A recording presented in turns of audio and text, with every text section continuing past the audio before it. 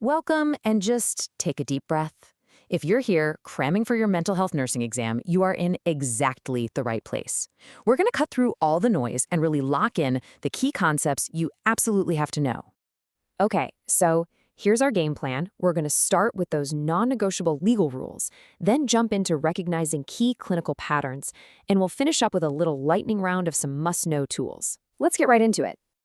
First up, the legal and ethical stuff.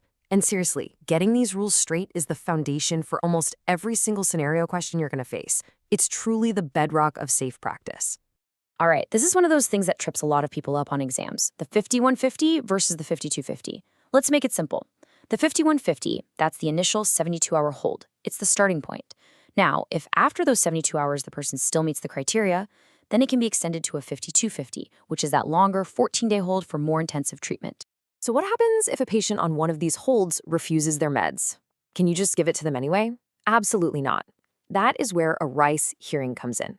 It is the specific legal process that has to happen to determine if they can be medicated against their will. And that only happens if they're found to be incapable of making an informed decision for themselves. And this brings us right to the core rights you have got to protect. The one I really want you to focus on for exams is the right to the least restrictive environment. This is huge. It ties right back to what we were just talking about. Even when a patient is on a hold, we are always constantly assessing for the least restrictive way to keep everyone safe. Okay, so building on that idea of safety, let's move into personality disorders. Now, my advice to you, don't get lost trying to memorize every single detail of every disorder. The key is to focus on recognizing the patterns of each cluster, and above all else, prioritizing safety. So let's talk about Cluster A. This is known as the odd eccentric group. You've got paranoid, which is all about deep distrust and suspicion. Then there's schizoid, which is about profound social detachment. These are your true loners. And finally, schizotypal. This one is characterized by magical thinking, really odd beliefs, and something called ideas of reference. That's when a person thinks that random, unrelated things are somehow about them. Look, if you remember only one thing for your exam about personality disorders, please let it be this. Your number one priority is always, always, always maintaining safety. Safety for the patient, safety for yourself, and safety for the whole unit. All right, let's talk about schizophrenia. The absolute key here, and where so many people get tripped up, is understanding the difference between positive and negative symptoms. It's actually pretty straightforward when you think about it this way. This is such a game changer for understanding this.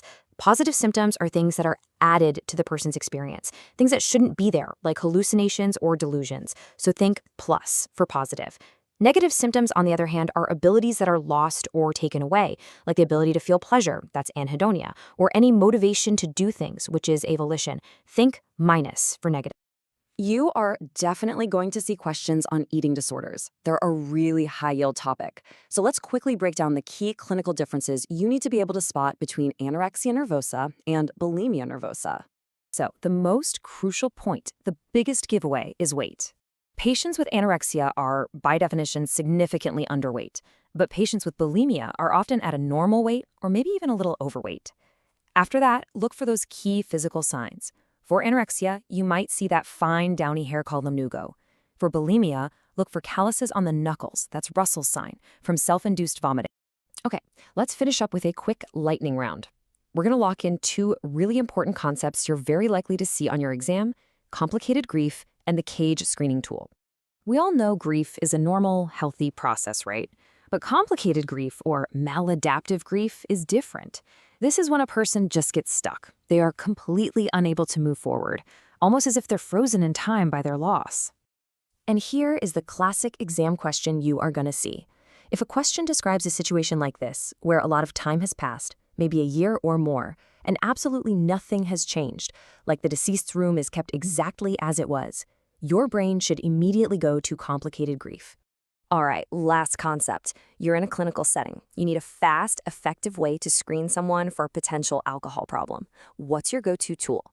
You got it. It's the CAGE questionnaire. It's a really simple mnemonic for 4 powerful questions. C, have you ever felt you should cut down on your drinking?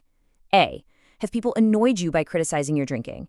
G, have you ever felt guilty about your drinking?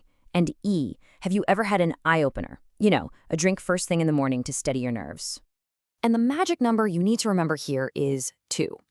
If your patient answers yes to 2 or more of those cage questions, that is a big red flag. It suggests there's likely a problem with alcohol that's going to need a much more in-depth assessment.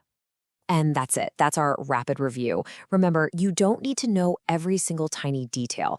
Just focus on recognizing these key patterns, trust your clinical judgment, and please walk into that exam with the confidence that you have earned. You are so much more prepared than you feel right now. You've got this.